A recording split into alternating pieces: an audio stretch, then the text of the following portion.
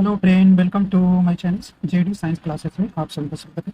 जैसा कि हम यूपी पुलिस कांस्टेबल के लिए जीके जीएस के सामान्य ज्ञान के प्रैक्टिस सेट सॉल्व कर रहे हैं, तो आज हम एक नए प्रैक्टिस सेट के साथ उपस्थित हुए हैं। आशा करता हूँ आप सभी अच्छे होंगे और आपकी तैयारी बढ़िया होगी, चल रही होगी। अगर आप हमारे चैनल पर नए हैं तो चैनल को सब्सक्राइब कर लीजिएगा ताकि आपको नोटिफिकेशन मिलता रहेगा। आइए देखते हैं, पहला प्रश्न है, कहें कि ऋग्वेद के 10वें मंडल में निम्न में से किसका उल्लेख पहली बार मिलता है? करें कि पुरोहित का, शूद्र का, सेनानी का या सोमरस का। बताइए भाई, तो सही ऑप्शन इसमें कौन सा हो जाएगा? तो ऑप्शन नंबर इसका कौन सा हो जाएगा? बी नंबर सही हो जाएगा, शूद्र को। तो ऋग्वेद के 10वें मंडल में जो है उल्लेख किसका मिलता है पहली बार? शूद्र का। ठीक है, शूद्र का। देखिए, सनातन धर्म में जो चौथा और अंतिम वर्ण शूद्र था, इसकी चर्चा ऋग्वेद में के 10वें मंडल में पहली बार मिलती है। तो इनका कार्य क्या? अन्य तीन वर्णों की सेवा करना एवं शिल्प कला माना गया है। ठीक, इनकी उत्पत्ति ब्राह्मण के पैरों से मानी जाती है। ठीक है, तो इसमें किसका उल्लेख किया गया है भाई? पहली बार शूद्र का। ठीक, तो आप जानते हैं वेद कितने हैं? चार हैं। वेद कितने हैं? चार हैं। कौन सा? ऋग्वेद, यजुर्वेद, अथर्ववेद और सामवेद। ठीक है, आपका सबसे पुराना आपसे पूछता है कि इसमें सबसे पुराना वेद कौन सा है, तो आप बताइएगा, या प्राचीन बोल दीजिए। तो कौन सा है? ऋग्वेद। ठीक है, ऋग्वेद जो है सबसे प्राचीन है और जिसे आप सबसे पुराना वेद कहते हैं। ठीक है, और ऋग्वेद में ही क्या सबसे ज्यादा सरस्वती नदी का वर्णन किया गया है। तो इसमें आपसे प्रश्न से में कई बार पूछा गया है कि वह कौन सा वेद है जिसमें सबसे ज्यादा सरस्वती नदी का वर्णन किया गया है, तो ऋग्वेद को रखो। ठीक है, और अथर्ववेद में जो है जो टोना और जादू का वर्णन मिलता है, ये भी आपसे प्रश्न पूछा गया है। ठीक, तो आप इतना आप दिया कि वेद कितने? चार। ठीक है,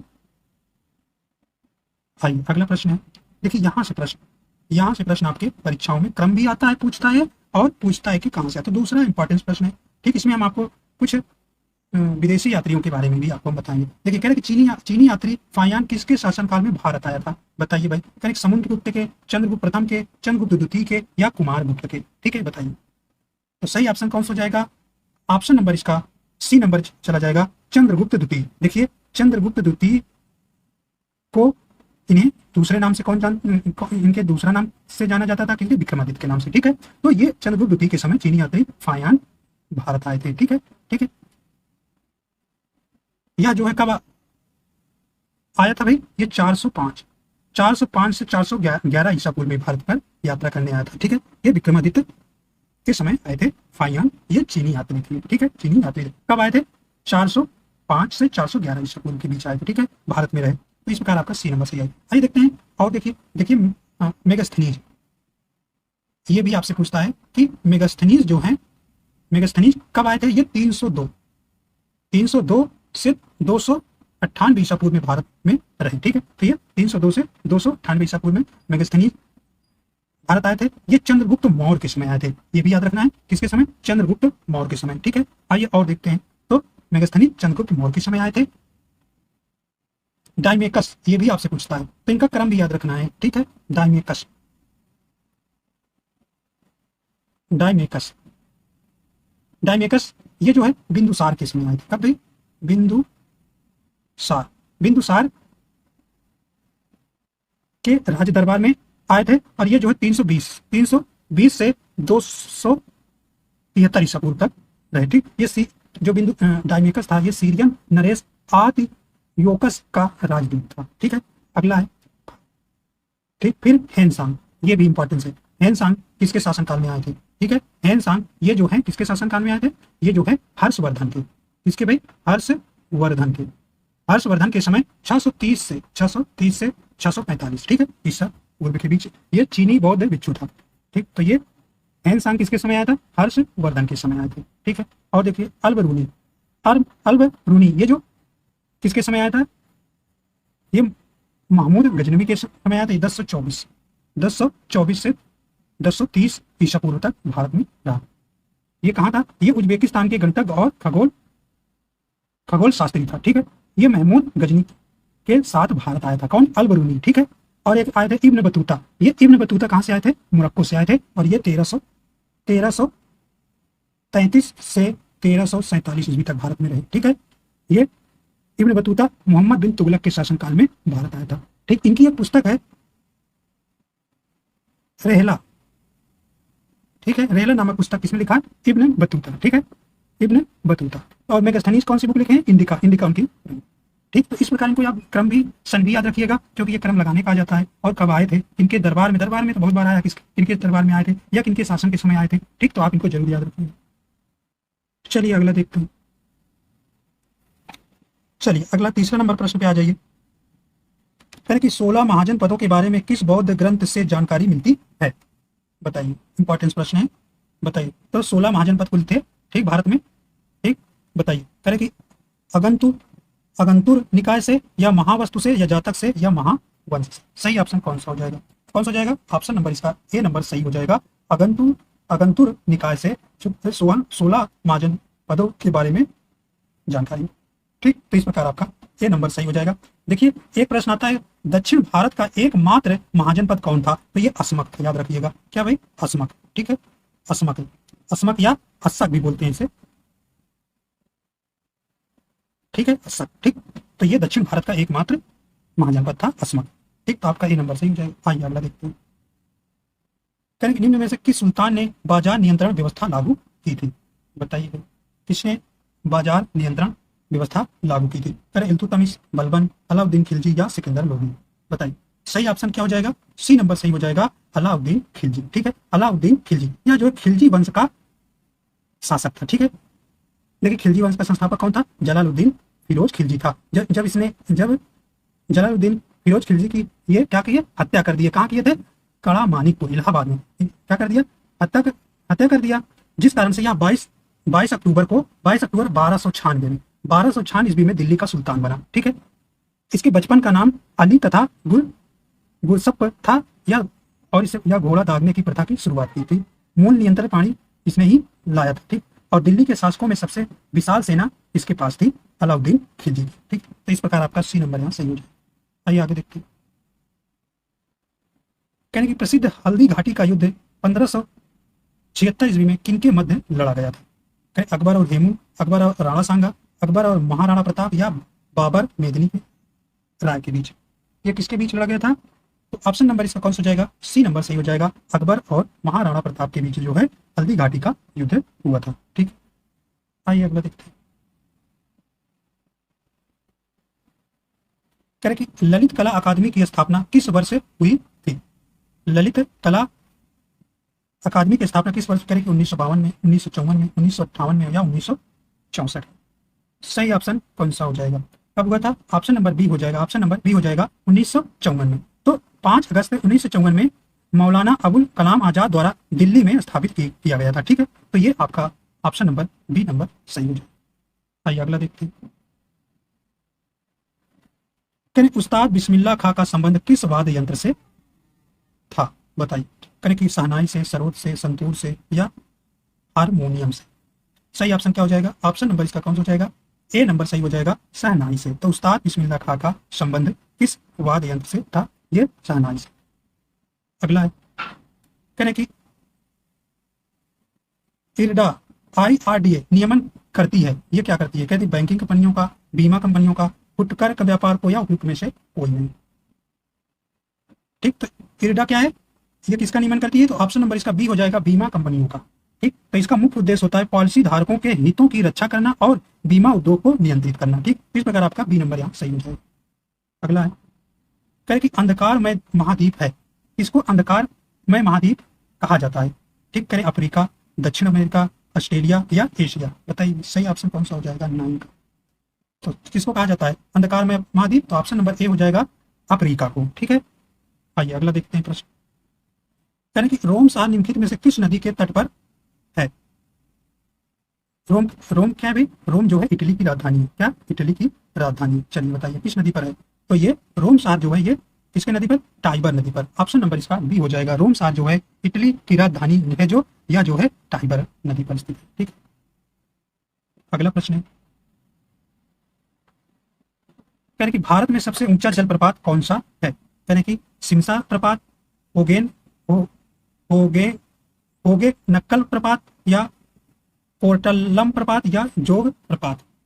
बताइए कौन सा हो जाएगा? ऑप्शन नंबर डी हो जाएगा, जोग प्रपात।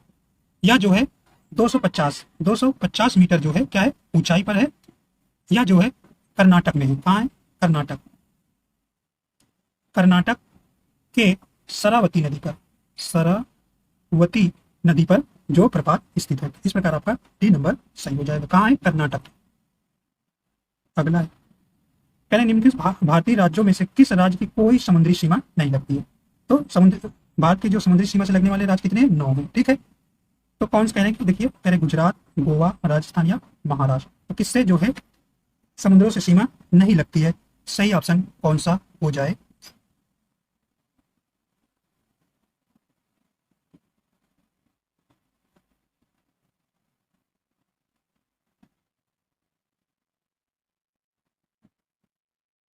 इसका हो जाएगा तो ऑप्शन नंबर इसका 12 का सी नंबर से हो जाएगा राजस्थान। क्या है? राजस्थान। ठीक, तो गुजरात की लगती है, गोवा की, महाराष्ट्र की, राजस्थान की जो है समुद्री समुद्री समुद्रों से सीमा नहीं लगती है। तो कौन कौन से राज्य लगती है समुद्री से? गुजरात से, महाराष्ट्र से, गोवा, कर्नाटक, केरल, तमिलनाडु, आंध्र प्रदेश, उड़ीसा, पश्चिम बंगाल। ठीक, तो कुल कितनी लंबाई इसकी? 7516 किलोमीटर। ठीक है, और गुजरात जो है सबसे ज्यादा समुद्री सीमा साझा करने वाला भारत का राज्य है। ठीक है, कौन? गुजरात। अगला है, चलिए मिट गया था। करें कि भारत में राष्ट्रीय आय का आकलन पहली बार किसने किया था? बताइए। कौन किसने किया था? ऑप्शन नंबर बी हो जाएगा दादा भाई नौरोजी। ठीक, कौन? दादा भाई नौरोजी। चलिए यहाँ आपका महान लोविस का संबंध किस पंचवर्षीय योजना के साथ जुड़ा है? ठीक, ये पंचवर्षीय योजना लिखा है। और महान लोविस, बताइए पहली पंचवर्षीय योजना, दूसरी पंचवर्षीय योजना, तीसरी पंचवर्षीय योजना या चौथी पंचवर्षीय योजना किससे संबंधित थी? तो ऑप्शन नंबर इसका क्या हो जाएगा? बी नंबर हो जाएगा, दूसरी पंचवर्षीय योजना से संबंधित था महान लोविस। तो ये दूसरी पंचवर्षीय योजना से संबंधित था। ठीक, ये कब से थी? 1956 से 1961 तक चली थी। ठीक, प्रथम पंचवर्षीय योजना 1951 से 1956 तक। ठीक है, तो इस प्रकार आपका यहाँ बी नंबर सही हो जाएगा। बी नंबर सही हो जाएगा। देखिए प्रथम पंचवर्षीय योजना पूछता है, ये किस पे निर्भर थी? हैराड डोमन मॉडल पर। ठीक है,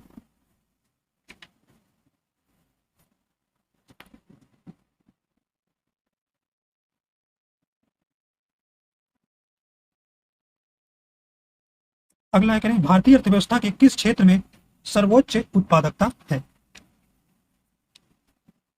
इसमें ऑप्शन नंबर इसका बी हो जाएगा, परिवहन, संचार एवं वाणिज्य में। तो भारतीय अर्थव्यवस्था के क्षेत्र में सर्वोच्च उत्पादकता किसमें? परिवहन, संचार एवं वाणिज्य में। कितना इसमें? 18.5%। ठीक है, कृषि से क्षेत्र से कितना है? 17% लगभग। ठीक है, बी निर्माण से कितना है? 16.5%। ठीक है, तो इस प्रकार आपका यहाँ बी नंबर सही हो जाएगा। आइए अगला देखते हैं। कहने कि निम्न में से कौन सी रिट ऐसी है जो केवल किसी सरकारी पदाधिकारी के विरुद्ध लागू की जा सकती है? कहने की बंदी, उपस्थापन से, या परमादेश, या निषेध, या उत्प्रेषण। सही ऑप्शन कौन सा हो जाएगा? कौन जाएगा? ऑप्शन नंबर बी हो जाएगा, परमादेश। ठीक, परमादेश। तो ये 5 प्रकार की रिट जो है उच्च न्यायालय और न्यायालय को प्रदान की गई है। जो कौन कौन सी?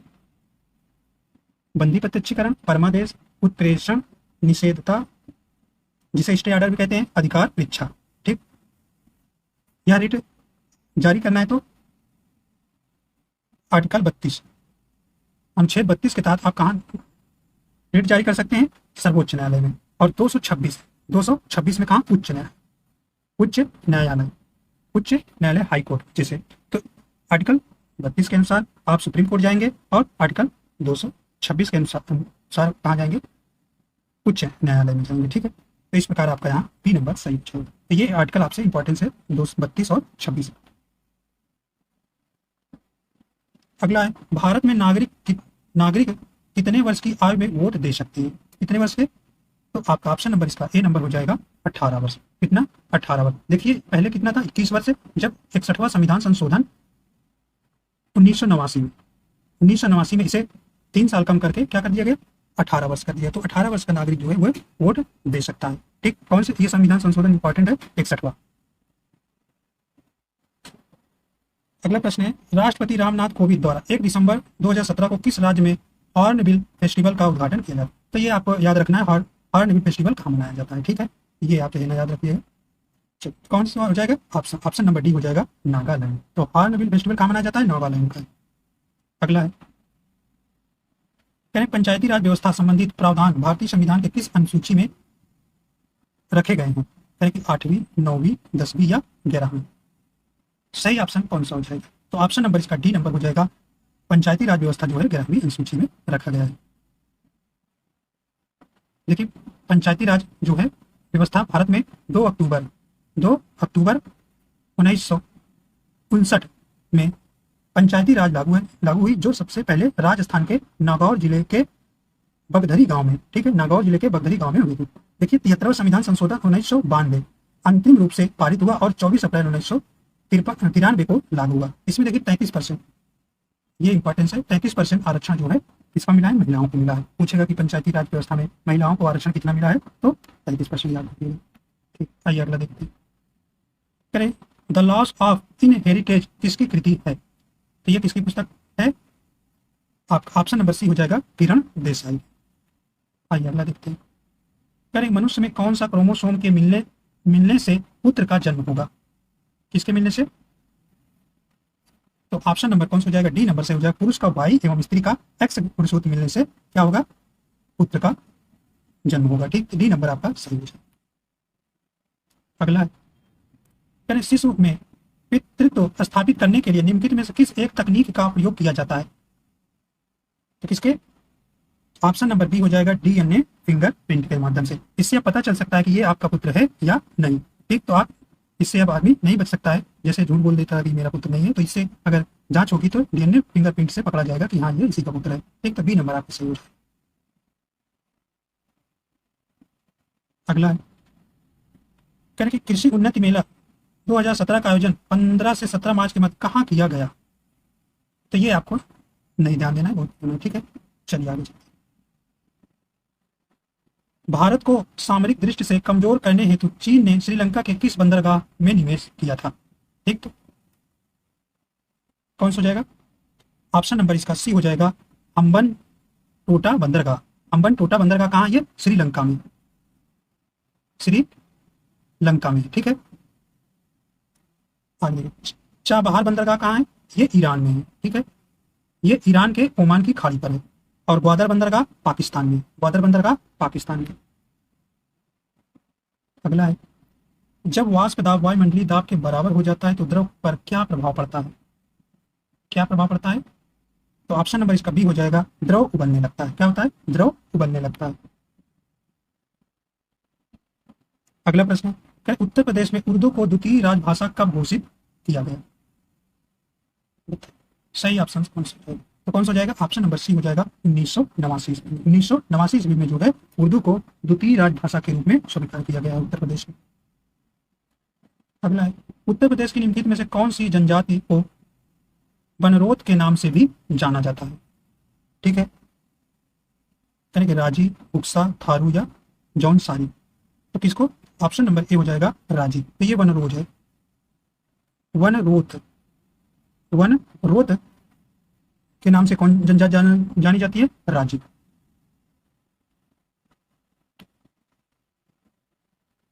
उत्तर प्रदेश में भातखंडे हिंदुस्तानी संगीत महाविद्यालय किस नगर में स्थित है? किस नगर में स्थित है? कहाँ है ये? लखनऊ में, इलाहाबाद में, वाराणसी में या हरिद्वार में? कहाँ है? ऑप्शन नंबर 1 हो जाएगा, लखनऊ में। अगला है, उत्तर प्रदेश में सर्वाधिक प्रचलित लोक नृत्य निम्नलिखित में से कौन सा है? नौटंकी, कर्मा, छपेली, चौनफुल। तो कौन सा हो जाएगा? ऑप्शन नंबर ए हो जाएगा, नौटंकी। जो उत्तर प्रदेश में सर्वाधिक प्रचलित लोक नृत्य कौन सा है? नौटंकी। अगला प्रश्न है, उत्तर प्रदेश में मंत्रिमंडल का कार्य राज्य की नीतियों का निर्धारण, कार्यपालिका पर नियंत्रण एवं विविध विभागों के मध्य समन्वय करना होता है। बताइए यह किसके प्रति उत्तरदायी होता? तो किसके प्रति? तो ऑप्शन नंबर इसका सी हो जाएगा, विधानसभा के। विधानसभा के। ठीक है, देखिए विधानसभा की सीटें कितनी है उत्तर प्रदेश में? 404। ठीक है, एक जो है इसमें 403, जिसमें एक जो है एंग्लो इंडियन से चुना जाता है। तो ये प्रकार 404 सीट है। ठीक है, और लोकसभा की सीट कितनी है? 80 सीट है। और राज्यसभा की कितनी है, 31 सीट है, और विधान परिषद की 100 सीट है। ठीक है, तो ये सीट भी याद रखिएगा कितनी कितनी है। अगला है,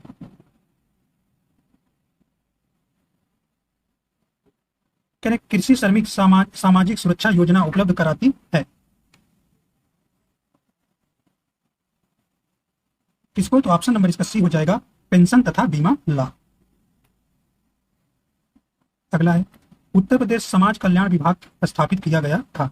तो समाज कल्याण की स्थापना कब हुई थी, आपको उत्तर प्रदेश में बताना है। तो कौन सा हो जाएगा? तो ऑप्शन नंबर इसका बी हो जाएगा, 1955 में जो है समाज कल्याण विभाग की स्थापना की गई। अगला है, राष्ट्रीय हित के लिए किसे प्रभावी बनाने की जरूरत है? करें पुलिस व्यवस्था को, मूल अधिकार को, पूंजीवाद को, आयात निर्यात को। इसको तो ऑप्शन नंबर ए हो जाएगा, पुलिस व्यवस्था को। अगला प्रश्न, करें कि पुलिस अधिनियम 1861 के अंतर्गत विशेष पुलिस अधिकारी की नियुक्ति की जा सकती है किसके? तो ऑप्शन नंबर इसका डी हो जाएगा, पुलिस निरीक्षक के आवेदन पर मजिस्ट्रेट के द्वारा। ठीक।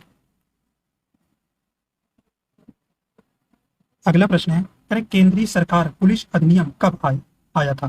केंद्रीय सरकार पुलिस अधिनियम कब आया था?